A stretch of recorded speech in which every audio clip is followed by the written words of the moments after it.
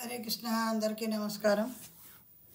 పరమ పూజ్య శ్రీ ఏసీ భక్తివేదాంత స్వామి ప్రభుపాదుల వారు ఇస్కాన్ సంస్థాపకాచార్యులు. ఆయన జన్మదినం సందర్భంగా ఆయన గురించి కొన్ని విషయాలు మీతో పంచుకుందామనే ఉద్దేశంతో మీ ముందుకు వస్తున్నాను. ముందుగా గురు ప్రార్థన. నమో విష్ణుపాదాయ కృష్ణపస్తాయ పోతలే శ్రీమతే జయపతాక స్వామి నిట్టామనే నమాచార్య పదాయ నితయ కురుపదాయనే గౌర కథాధామ దయా నగర గ్రామ తారిణి. నమో విష్ణుపాదాయ కృష్ణపష్టాయ పోతలే శ్రీమతే భక్తివేదాంత స్వామి నిత్యనామనే నమస్తే సారస్వతి దేవి గౌరవాణి ప్రచారిణి నిర్విశేష శూన్యవాది పాశ్చాత్య దేశతారిణి. నమో మహావదన్నాయ కృష్ణ ప్రేమ ప్రదాయతే కృష్ణాయ కృష్ణ చైతన్యమనే గౌరతిషే నమ. నమో బ్రహ్మణదేవాయ గోబ్రాహ్మణీతాయ జగద్గీతాయ కృష్ణాయ గోవిందాయ నమో నమ. हे कृष्ण करुणा सिंधो दीनबंधो जगत्पते गोपेश गोपिका कांता राधाकांता नमोस्तुते. सप्तकांतन गौरांगी राधे वृंदावनेश्वरी वृषभानुसुते देवी प्रणमामि हरिप्रिये. वाञ्छाकल्पतरुभ्यश्च कृपा सिद्धिभ्यः च पतितानां पावनेभ्यो वैष्णवेभ्यो नमो नमः. जय जय श्री चैतन्य जय नित्यानंद जय अद्वैत चंद्र जय गौरभक्तवृंद. जय जय श्री चैतन्य जय नित्यानंद जय अद्वैत चंद्र जय गौरभक्तवृंद. जय जय श्री चैतन्य जय नित्यानंद जय अद्वैत चंद्र जय गौरभक्तवृंद.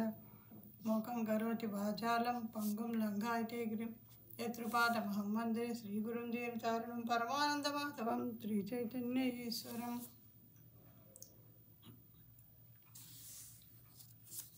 పరమ పూజ్య శ్రీమతి ఏసీ భక్తివేదాంత స్వామి ప్రభుపాదుల వారు భారతదేశంలోని కలకత్తా నగరంలో 1896లో జన్మించారు. వారు తమ ఆధ్యాత్మిక ఆచార్యులైన శ్రీల భక్తి సిద్ధాంత సరస్వతి గోస్వామి మహారాజుల వారిని కలకత్తాలో 1922వ సంవత్సరంలో మొదటిసారి కలుసుకున్నారు. శ్రీల భక్తి సిద్ధాంత సరస్వతుల వారు ప్రముఖ వైదిక విద్వాంసులు. 64 గౌడీ మఠాలను స్థాపించారు. వారు విద్యాసంపన్నులు యువకులైన ప్రభుపాదుల వారిని చూసి ఎంతో సంతోషించి వైదిక విజ్ఞానాన్ని బోధించడానికి తమ జీవితాన్ని అంకితం చేయమని ఉపదేశించారు. ఆనాటి నుండి శ్రీల భక్తి సిద్ధాంత సరస్వతి ఠాకూర్ వారికి శిష్యులై 11 సంవత్సరాల తర్వాత యథావిధిగా దీక్షను తీసుకున్నారు. మొదటి సమావేశంలోనే శ్రీల భక్తి సిద్ధాంత సరస్వతి ఠాకూర్ గారు ఆంగ్ల భాష ద్వారా వైదిక విజ్ఞానాన్ని ప్రచారం చేయమని శ్రీల ప్రభుపాదుల వారిని కోరారు. తర్వాతి సంవత్సరాల్లో శ్రీల ప్రభుపాదుల వారు భగవద్గీతకు భాష్యం రాసి గౌడీ మఠ కార్యక్రమాలకు తోడ్పడ్డారు. 1944లో బ్యాక్ టు గాడ్ హెడ్ భగవద్ దర్శనం అనే ఆంగ్ల పక్ష పత్రికను స్థాపించారు. అంటే తెలుగులో భగవద్ దర్శనం పేరుతో వస్తోంది. అది ఇప్పుడు పాశ్చాత్య దేశాల్లో వారి శిష్యుల చేత 30 కంటే ఎక్కువ భాషల్లో కొనసాగించబడుతోంది. శ్రీల ప్రభుపాదుల వారి భక్తి జ్ఞానాలను గుర్తించి 1947లో గౌడీయ వైష్ణవ సంఘం వారికి భక్తి వేదాంత అనే బిరుదునిచ్చి గౌరవించింది. 1950లో 54 సంవత్సరాల వయసులో ప్రభుపాదుల వారు వైవాహిక జీవితాన్ని విడిచి ఎక్కువ కాలం గ్రంథాలను చదవడానికి రచించడానికి వినియోగించసాగారు. తర్వాత వారు బృందావనానికి వెళ్ళి అక్కడ మధ్యయుగంలో చరిత్ర ప్రసిద్ధికెక్కిన శ్రీ శ్రీ రాధా దామోదర మందిరంలో నిరాడంబర జీవితమును గడిపారు. అక్కడే వారు చాలా సంవత్సరాల పాటు ఉండి ఎంతో విద్యా వ్యాసంగం చేసి అనేక గ్రంథాలను రచించారు. 1959లో సన్యాసాశ్రమాన్ని స్వీకరించారు. తమ జీవితంలో ముఖ్య రచన అయిన శ్రీమద్ భాగవతంలోని 18,000 శ్లోకాలకు అనువాదము వ్యాఖ్యానాలతో కూడిన అనేక సంపుటాలుగా రచనను ప్రారంభించారు. గ్రహాంతర సులభయానం అనే మరో గ్రంథాన్ని కూడా రచించారు. శ్రీమద్ భాగవతం 3 సంపుటాలుగా ప్రచురించాక ప్రభుపాదుల వారు తమ ఆధ్యాత్మిక ఆచార్యుల కోరికను నెరవేర్చడానికి 1965లో అమెరికా సంయుక్త రాష్ట్రాలకు వెళ్ళారు.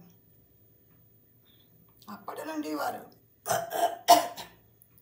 హరే కృష్ణ అప్పటి నుండి వారు భారతీయ వేదాంత గ్రంథాలపై ప్రామాణికాలైన వ్యాఖ్యానాలు, భాషాంతరీకరణాలు, సంగ్రహ వ్యాఖ్యలు 70 సంపుటాలకు పైగా రచించారు. 1965లో మొట్టమొదటిసారిగా ఒక వాణిజ్య నౌకలో న్యూయార్క్ నగరానికి వెళ్ళినప్పుడు వారి దగ్గర ఒక పైస కూడా లేదు. గురువుగారి ఆదేశం ప్రకారం పాశ్చాత్య దేశాలకు వెళ్ళాలి. ఆయన ఈయన మొదటిసారి చూడగానే నువ్వు బాగా ఇంగ్లీష్ అది బాగా వచ్చిన వాళ్ళ ఉన్నావు, నువ్వెందుకు పాశ్చాత్య దేశాలకు వెళ్ళి కృష్ణ చైతన్యాన్ని గురించి ప్రచారం చేయకూడదు అని గురువుగారు అడిగిన మాటకి ఆయన ఆయన మాటే ఆదేశంగా తీసుకుని ఆయన అమెరికా బయలుదేరి వెళ్ళారు. ఆ వెళ్ళేటప్పటికి ఆయన దగ్గర అసలు పైసలు లేవట. అది సరుకులు రవాణా చేసే వాణిజ్య నౌకలో బయలుదేరి వెళ్ళారు ఆయన. తర్వాత ఒక సంవత్సరానికి అంటే 1966 జూలైలో అతి కష్టం మీద అంతర్జాతీయ కృష్ణ చైతన్య సంఘాన్ని అంటే ఇస్కాన్ సంస్థను స్థాపించగలిగారు. 10 సంవత్సరాల లోపలే ఆ సమాజం బాగా అభివృద్ధి చెంది ప్రపంచమంతటా వ్యాపించసాగింది. పాఠశాలలు, మందిరాలు, ఆశ్రమాలు మొదలైన వాటిని నెలకొల్పసాగింది.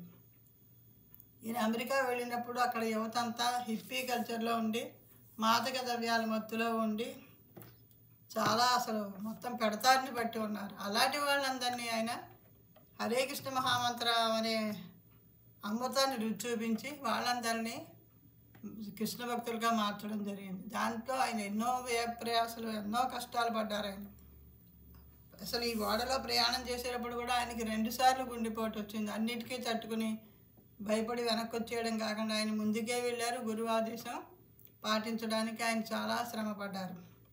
ఇప్పుడు అక్కడ ఉన్న యువతలందరినీ భక్తులుగా మార్చాను. కొంతమంది గురువులుగా శిక్షణిచ్చి విదేశాలు మొత్తం అన్ని దేశాలకి ప్రచారానికి పంపించడం జరిగింది. ఇలాగ మొత్తం ఈ ఇస్కాన్ సంస్థ ద్వారా ఆయన చేసిన ఇది మొత్తం ప్రపంచంతటా వ్యాపించింది.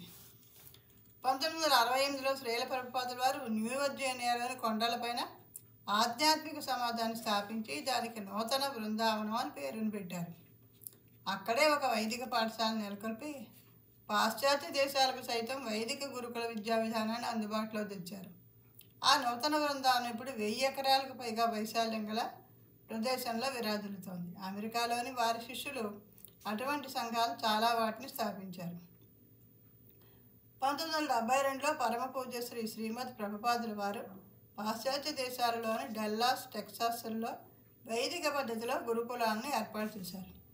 1972లో 3 విద్యార్థులతో ప్రారంభమైన గురుకులం 75 నాటికి అంటే 3 ఏళ్ళకే 150 మంది విద్యార్థులు అక్కడ చదవడానికి వచ్చారు.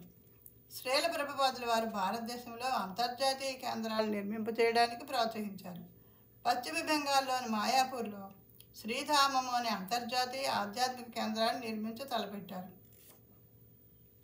ఇది రాసేటప్పటికీ అది ఇంకా మొదలెట్టారనే ఉంది, కానీ ఇప్పటికి చాలా మటుకు పూర్తయింది. ఇంకా ప్రతిష్టాపన మాత్రం జరగాల్సి ఉంది. అది వైదిక శాస్త్ర పఠనానికి కూడా అనుకూలంగా నిర్మించబడింది. భారతదేశంలోని బృందావనంలో మహోన్నతమైన శ్రీకృష్ణ బలరామ మందిరం ఆ పద్ధతుల ప్రకారం నిర్మించబడింది. అక్కడ ఒక అంతర్జాతీయ అతిథి గృహం కూడా నిర్మించబడింది. పాశ్చాత్యులు అక్కడ నుండి వైదిక సంస్కృతిని స్వయంగా నేర్చుకునే అవకాశం ఉంది. బొంబాయిలో ప్రధాన సాంస్కృతిక విద్యా కేంద్రం కూడా ఉంది. భారతదేశంలో సుమారు 18 ముఖ్య స్థానాల్లో ఇతర కేంద్రాల నిర్మాణము కొనసాగుతుంది. శ్రీల ప్రభుపాదుల వారి అత్యంత ముఖ్యమైన సేవ గ్రంథరచన. ఆయన ఎప్పుడు చెప్తూ ఉండేవారట, నేనున్నా భౌతికంగా నేనున్నా లేకపోయినా ఈ గ్రంథాల రూపంలో నేను మీతోటే ఉంటాను అని చెప్పి. పుస్తకాలు చదవండి, పుస్తకాలు అందరికీ వితరణ చేయండి ఆయన ముఖ్యంగా చెప్పింది.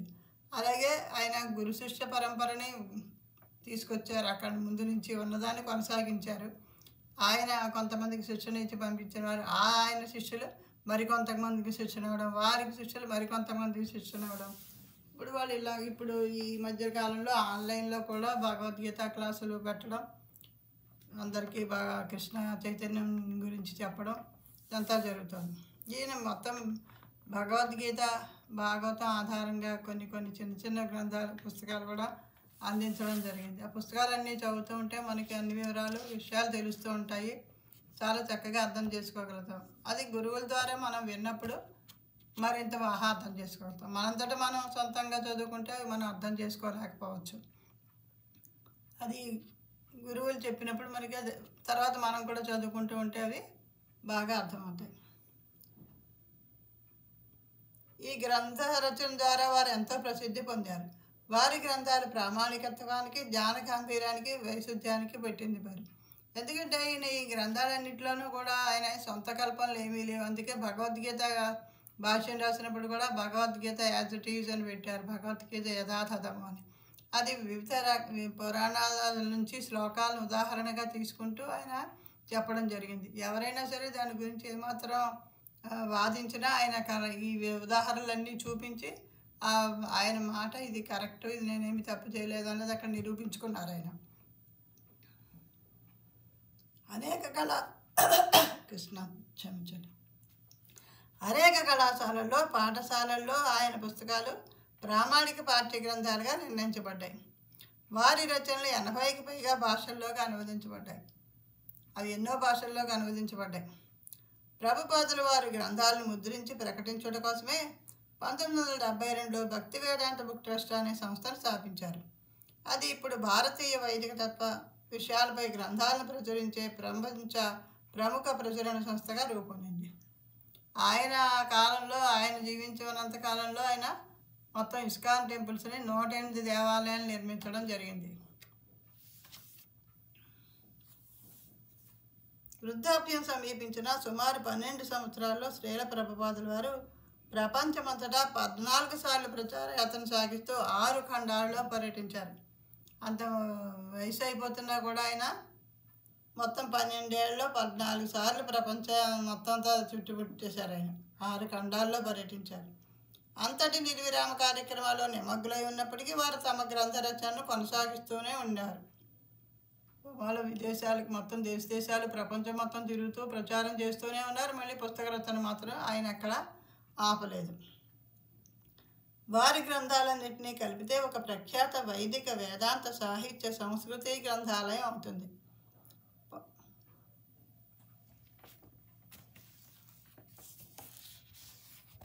1977 నవంబర్ 14వ తేదీన వారు ఉత్తరప్రదేశ్లోని బృందావనంలో తిరోభించే వరకు నిర్విరామంగా శ్రమించారు. నవంబర్ 14, 77వ సంవత్సరంలో ఆయన దేహత్యాగం చేశారు. అంటే ఆయన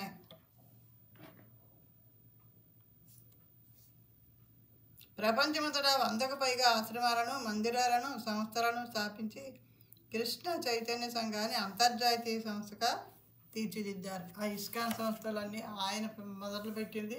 ఇప్పుడు ఇంకా చాలా చోట్ల, చాలా ప్రదేశాల్లో ఇస్కాన్ దేవాలయాలు కానీ, ఆ సంస్థలు కానీ అవన్నీ ఉన్నాయి.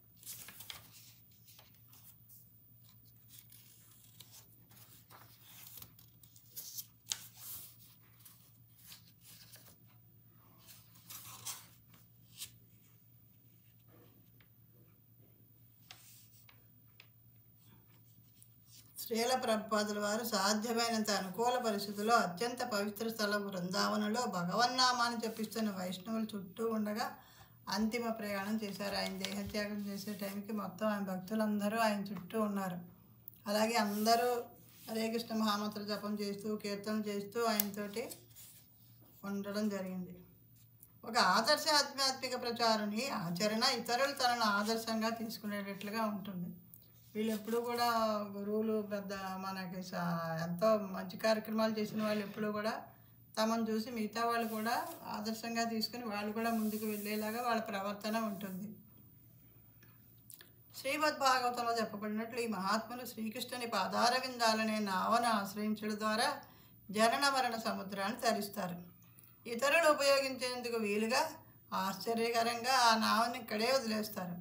దాన్ని మరొకరు గ్రహించుటకు శ్రీల ప్రభుపాదుల వారి తిరోభావం ఒక సమగ్ర ఉదాహరణయే బద్ధాత్మలందరికీ ప్రమాదాలలోకెల్లా ప్రమాదమైన మరణాన్ని ఎదుర్కొనేందుకు ఒక చక్కని సాధన విధానాన్ని ప్రసాదిస్తుంది.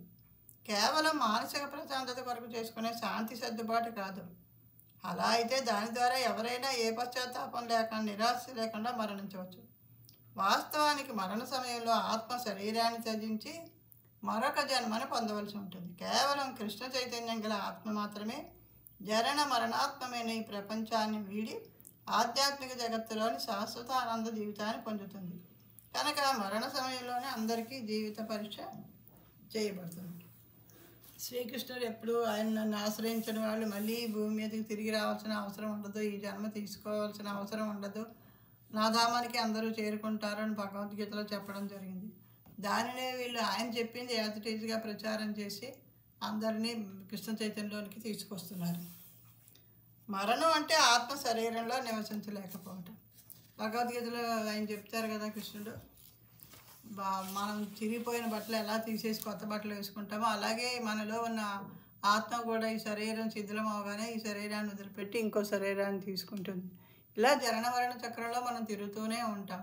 కాకుండా మనం ఈ విషయాలన్నీ తెలుసుకుని ఆ కృష్ణుని పాదాలు పట్టుకుని ఆయన్ని ఆశ్రయిస్తే ఈ జనన మరణాల చక్రాన్ని తప్పించుకుంటాం, ఆయన ధామానికి చేరుకుంటాం. దాని గురించే ఇస్కాన్లో ఈ ఆచార్యులందరూ ప్రచారం చేయడం, అందరినీ కృష్ణ చైతన్యం తీసుకురావడానికి శ్రమ పడుతున్నారు. భౌతిక కారణం ఏదైనప్పటికీ ఏ పరిస్థితి అయినా అది ఆత్మకు భరించడానికి అవుతుంది. శరీరాన్ని విడిచిపెట్టుట గొప్ప దుఃఖాన్ని కలిగిస్తుంది. కనుక మరలా గురయ్యే జన్మ మరణాల చక్రం నుండి విముక్తిని పొందమని శాస్త్రాలు మనకు ఆదేశిస్తున్నాయి. మనం ఎన్నో జన్మలు పని చేసుకుంటే కానీ, ఎన్నో పుణ్యం చేసుకుంటే కానీ ఈ మనిషి జన్మ లభించదు అంటారు. ఎన్ని జంతువులు పక్షులు జన్మలు ఎత్తామో మనకు తెలియదు. అన్నీ అయిన తర్వాతే మనకి మనిషి జన్మ లభిస్తుంది. ఈ మనిషి జన్మలో మిగతా వాటికి లేని బుద్ధి జ్ఞానం మనకు ఉంటాయి కాబట్టి దేవుడి గురించి తెలుసుకోవడానికి ప్రయత్నించి ఆయన ఆశ్రయిస్తే మనకి మళ్ళీ జన్మ అంటూ ఉండకుండా ఉంటుంది. అలా కాకుండా మనం ఇక్కడే ఏ తప్పులో చేస్తూ పాపాలు చేసుకుంటూ కోపంలో నరకోపంలో పడిపోవడం, మళ్ళీ చివరికి మనిషి జన్మ వదిలేసి ఏ జంతువు జన్మగా ఎత్తుతామో, ఏ కీటకంగా ఏ క్రిమిగా జన్మిస్తామో తెలియదు. అలాంటి పరిస్థితి రాకుండా ఉండాలంటే మనకి శక్తి ఉన్నంతసేపు, ఓపిక ఉన్నంతసేపు అలా దేవుడి నామాన్ని పట్టుకోవాలి. చివరి దశలో మనం మాట్లాడే పరిస్థితి ఉంటుందో లేదో తెలియదు, ఆ నామాన్ని పలకగలుగుతామో లేదో తెలియదు. అంచేత మనకి సమయం లభించినప్పుడల్లా ఆయనే తలుచుకుంటూ మనం చేసే ప్రతి పనిలోనూ కూడా ఆయన ధ్యాసలోనే ఉంటే మనకి చివరి దశలో ఆయనే మనకి గుర్తు చేసుకుని ఆయన తన నామాన్ని తన రూపాన్ని మనకి గుర్తు చేసి ఆయన మని చేయబట్టుకుని తీసుకెళ్తాడు.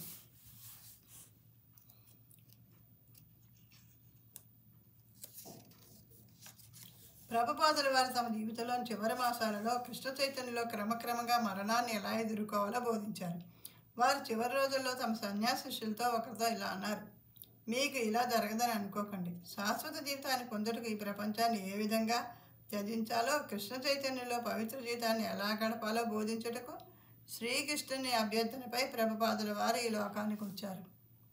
శ్రీకృష్ణ పరమాత్మే ఆయన్ని మన లోకానికి భూలోకానికి పంపించారు. ఎందుకంటే మనం అందరం కృష్ణుని మర్చిపోయి మన వ్యవహారాల్లో మనం పడిపోయి మనం ఏదో లోకంలో బతికేస్తున్నాం. కాదు, వీళ్ళందరికీ కృష్ణ చైతన్యాన్ని తీసుకుని వీళ్ళందరినీ తీసుకురావాలి, మళ్ళీ నా ధామానికి వీళ్ళందరినీ తిరిగి తీసుకురావాలి అని ఇలాంటి గురువులను మనకు ఆయన పంపించారు.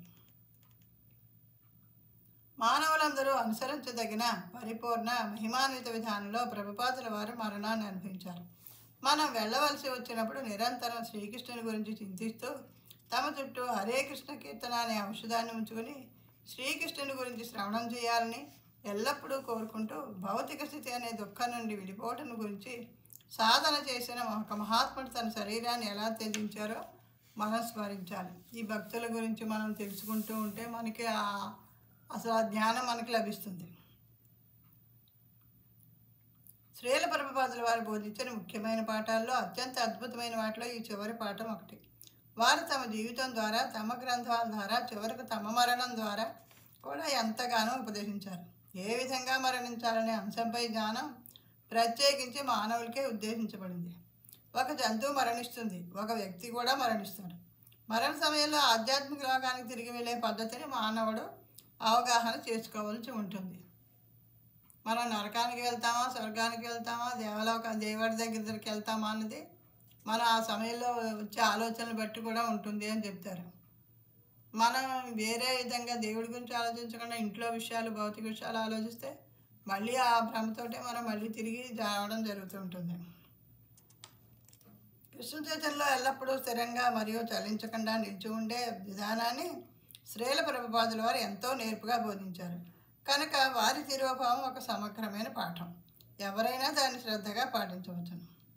ఈ ప్రపంచాన్ని విడిచి తిరిగి భగవద్ధామాన్ని చేరట్లో శ్రీల ప్రభుపాదుల వారికి దుఃఖింపదగింది కానీ లేదు. తమ పరమ శ్రేయోభిలాషి మహోపకారి అయిన ప్రభుపాదుల వారి సమక్షాన్ని శాశ్వతంగా పోగొట్టుకున్న వారి శిష్యులకు, సకల ప్రపంచ ప్రజలకు అది తప్పక శోకించాల్సిన విషయమే. ఆయన వచ్చినందుకు, భూమి మీదకి వచ్చినందుకు ఆయన చేయాల్సిందంతా చేశారు. ఇస్కాన్ సంస్థను స్థాపించారు, అందరికీ వాళ్ళకి శిక్షణ ఇచ్చారు, అన్ని దేశాలకి పంపించారు, చాలా చోట్ల దేవాలయాలు కట్టించారు. ఇదంతా శిష్యులకు అప్పచెప్పారు. అందుచేత ఆయన తన పని తను పూర్తి చేశారు కాబట్టి ఆయనకేం బాధ లేదు. కానీ అలాంటి గురువులు పోగొట్టుకున్నందుకు ప్రపంచ ప్రజలు కానీ వాళ్ళ శిష్యులు కానీ చాలా బాధపడాల్సిన విషయం అది. శ్రీల ప్రభుపాదుల వారు ఒక శ్రీమద్ భాగవత వివరణలో ఇలా రాశారు. ఆధ్యాత్మిక ఆచారాన్ని మత్స్య శరీరం మృతి చెందినప్పుడు శిష్యుడు అచ్చంగా రాజు మృతి చెందినప్పుడు రాణి విలపించినట్లుగా విలపించారు. శ్రీల ప్రభుపాదుల వారు తమ ఆధ్యాత్మిక ఆచారాలు తిరోభవించినప్పుడు ఇలా రాసుకున్నారు. ఆ రోజున, ఓ నా గురుదేవా, నేను దుఃఖంతో గట్టిగా విలపించాను. నా గురువులైన మీరు లేకపోవటం నేను సహించలేకపోతున్నాను అని రాసుకున్నారు ఆయన. 1977 నవంబర్ 14వ తేదీన ప్రపంచమంతటా ప్రభుపాదుల వారికి సంబంధించిన ఈ ఘోరమైన వార్త వ్యాపించగానే, ఆయన శరీరాన్ని వదిలేరు అన్న వార్త వ్యాపించగానే వారిని గురించి తెలిసిన వారు, వారిని అభిమానించిన వారు భయంకరమైన అంతులేని శోకంలో మునిగిపోయారు.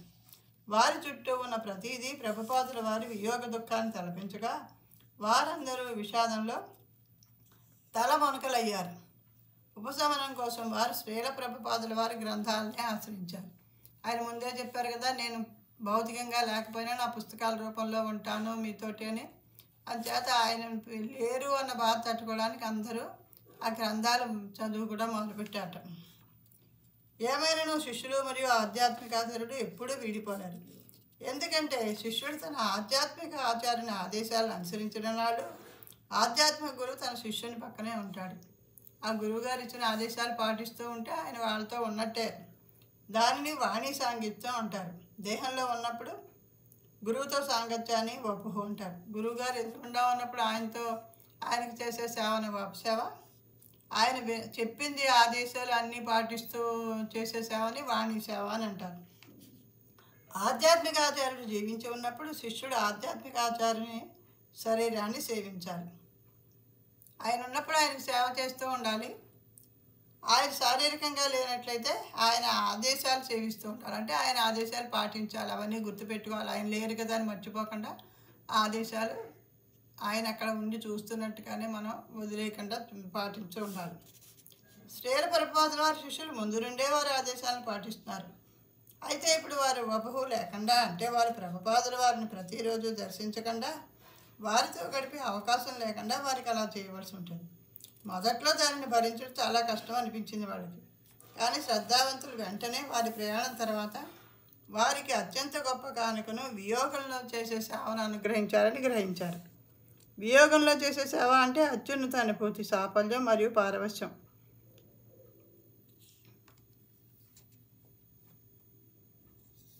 ప్రభుపాదుల వారి అనుచరులు ఈ వియోగంలో సేవ అనే సిద్ధాంతాన్ని ఎరుగుదురు. దీనిని సాంకేతికంగా విప్రలంబ సేవ అంటారు. కానీ చాలామంది భక్తులకు ఇది సైద్ధాంతిక అనుభూతి. ఎవరైనా శ్రీకృష్ణునితో గాఢ ప్రేమ వియోగాన్ని అనుభవించడానికి ముందు మొదట వారు అతని పట్ల గాఢమైన ఆకర్షణ కలిగి ఉండాలి. ఎవరి మీదైనా ప్రేమ ఉంటేనే కదా వాళ్ళు దూరం అయ్యారనే బాధ ఉంటుంది. వాళ్ళ మీద ప్రేమ లేకపోతే ఆ బాధ ఉండదు. శ్రీకృష్ణుని విస్మరించి విడిచి మాయకు భ్రాంతికి వసుడై భౌతిక ప్రపంచానికి వచ్చిన పద్ధజీవనకు సహజంగానే అజ్ఞానం మరియు విస్మృతి కలగట చేత శ్రీకృష్ణునితో తమకు వియోగం కలిగినట్లు తెలియదు. ఆధ్యాత్మిక జీవితంలోకి ప్రవేశిస్తున్న ప్రారంభిక భక్తుడు నాస్తిక భావాల నుండి బయటపడిన కొలది భగవంతుని ఉనికిని గుర్తించటం ఆరంభిస్తాడు. మొదట్లో ఏమీ తెలియకపోయినా అందులోకి ప్రవేశించాక ఒక్కొక్కటి విషయం తెలుసుకుంటూ ఆ భగవంతుని ఉనికిని గుర్తిస్తారు వాళ్ళు. తర్వాత క్రమంగా అతడు సాధనతో ఆధ్యాత్మిక ఆచారాన్ని సేవించడం ద్వారా కృష్ణ సేవా సంబంధాన్ని ఏర్పరచుకుంటాడు. గురువుగారు సేవ చేస్తే గురువుగారి ద్వారా కృష్ణునికి మనం అనుసంధానం అవుతాం. అప్పుడు ఆయన్ని కూడా సేవ చేస్తాం, ఆయనకి చేయాల్సిన సేవలన్నీ చేస్తూ ఉంటాం. వియోగంలో శ్రీకృష్ణునిపై గాఢ ప్రేమను కలిగి ఉండడం అనేది ఎంతో పరిణితి చెందిన స్థితి. దానిని నూతన భక్తుడు పూర్తిగా అర్థం చేసుకున్నట్టు అసాధ్యమైందన వియోగంలో చేసే సేవ ప్రభుపాదుల వారి శిష్యులు సిద్ధాంతపరమైన ఎంతోమందికి బోధనగానే ఉండిపోయింది. కానీ శ్రీల ప్రభుపాదుల వారు తమ శిష్యులకు తమ కార్యక్రమాలను కొనసాగించమని చెప్పి ఈ లోకాన్ని విడిచి వెళ్ళిపోయినప్పుడు వారు వెంటనే ప్రభుపాదుల వారితో వియోగంలో సంయోగాన్ని అనుభూతి చెందసాగారు. ఎందుకంటే ఆయన పుస్తకాల రూపంలో ఆదేశాల రూపంలో ఆయన పక్కనే ఉన్నారు. ఆయన వెళ్ళిపోయాక వారికి అది అర్థమైంది.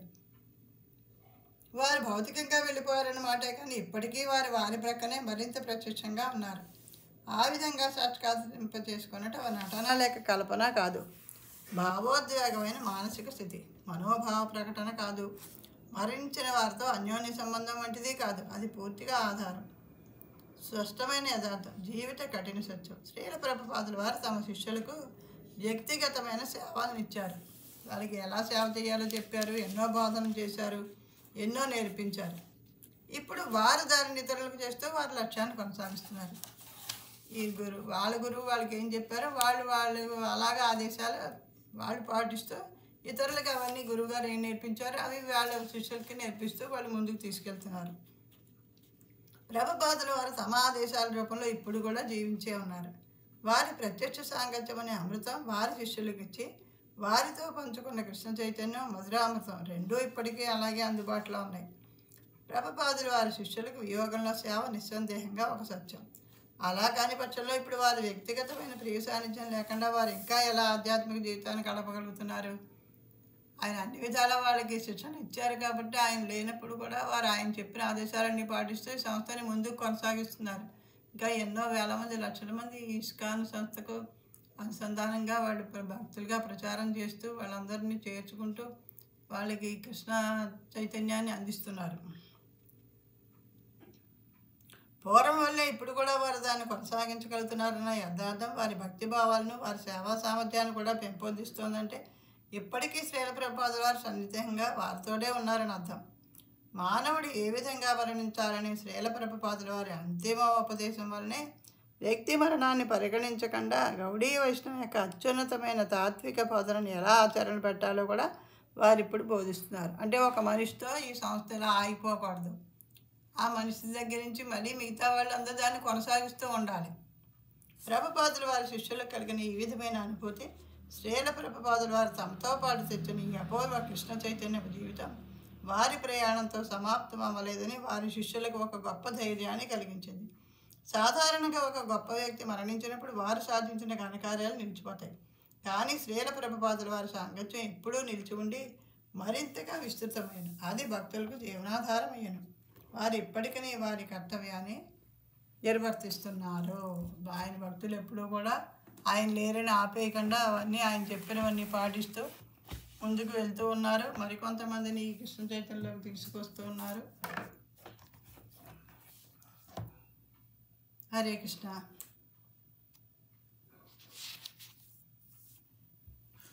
ప్రభుపాదుల వారి శిష్యులు శ్రీల జయపతాక స్వామి గురు మహారాజు వారు ఆయన గురించి ఒక పాట రాశారు. ఆ పాటను వినిపించి ఈ వీడియోను ముగిస్తాను నేను. హరే కృష్ణ హరే కృష్ణ కృష్ణ కృష్ణ హరే హరే, హరే రామ రామ రామ హరే హరే. శ్రీ జయపతాక స్వామి మహారాజ్ కి జయ. నమో విష్ణుపాదాయ కృష్ణపృష్ఠాయ భూతలే శ్రీమతే భక్తి వేదాంత స్వామినితి నామ్నే. నమస్తే సారస్వతీ దేవే గౌరవాణి ప్రచారిణే నిర్విశేష శూన్యవాది పాశ్చాత్యదేశతారిణి. यदि प्रभुपाद न होई तो ताबे की होई तो ये जीवन बहित कैसे. निताय गौरेरा अपार करुणा के दीत सकल देशे. यदि प्रभुपाद न होई तो ताबे की होई तो ये जीवन बहित कैसे. निताय गौरेरा अपार करुणा के दीत सकल देशे. पश्चात्येत पापी दुराचारी शून्यवादी मायावादी तादेर बुद्धर करी बरे मन हे न कौन दयानिधि। यदि प्रभुपाद न होई तो ताबे की होई तो ये जीवन बहित कैसे। तादेर निकटे कौन जनासी विरहित हरि नाम। सभ्य जीव रूपे गणिते तादेर के है गुयान। यदि प्रभुपाद न होई तो ताबे की होई तो ये जीवन बहित कैसे। देशे देशे हरि विग्रह सेवा आरती रात्रि दीने।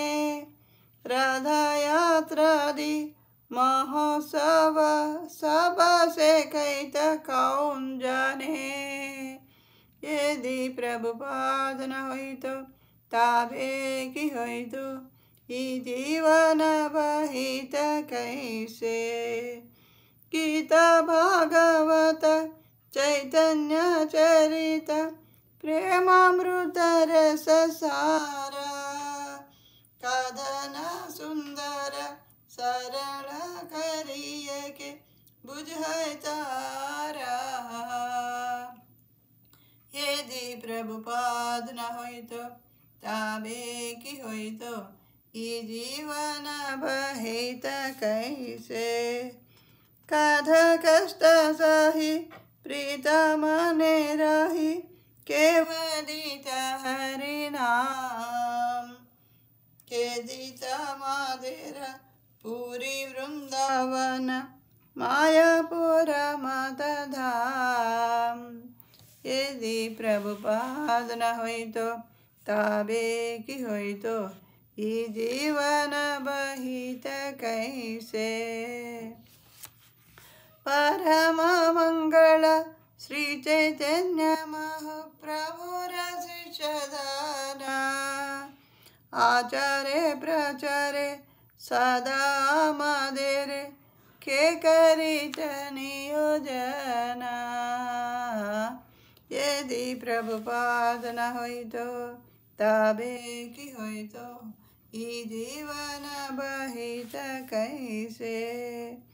प्रेम कल्पतरु निधै गौरेर कृपा कानल भिभारे। निरवधि जय प्रतक हृदय तोमर शरण करे। प्रेम कल्पतरु निधै गौरेर कृपा कानल भिभारे। निरवधि जय पतक हृदय तोमरे शरण करे। यदि प्रभुपाद न होई तो ताबे की होई तो ये जीवन बहित कैसे। नित्य गौरेरा अपर करुणा खेदित सकल देशे। यदि प्रभुपाद न होई तो ताबे की होई तो ये जीवन बहित कैसे। हरे कृष्णा कृष्णा कृष्णा हरे हरे हरे राम राम राम हरे हरे। यदि प्रभुपाद न होई तो ताबे की होई तो ये जीवन बहित कैसे। Hare Krishna. Thank you very much. మరో వీడియోతో మళ్ళీ మీ ముందుకు వస్తాను. ఈ వీడియోలో ఏమైనా పొరపాట్లు తల్లి ఉంటే క్షమించవలసిందిగా కోరుతాను. మా శిక్షా గురువులందరికీ పేరు పేరు చొప్పున పాదాభివందనాలు చేసుకుంటూ ఈ వీడియోని ఇక్కడితో ముగిస్తున్నాను. హరే కృష్ణ.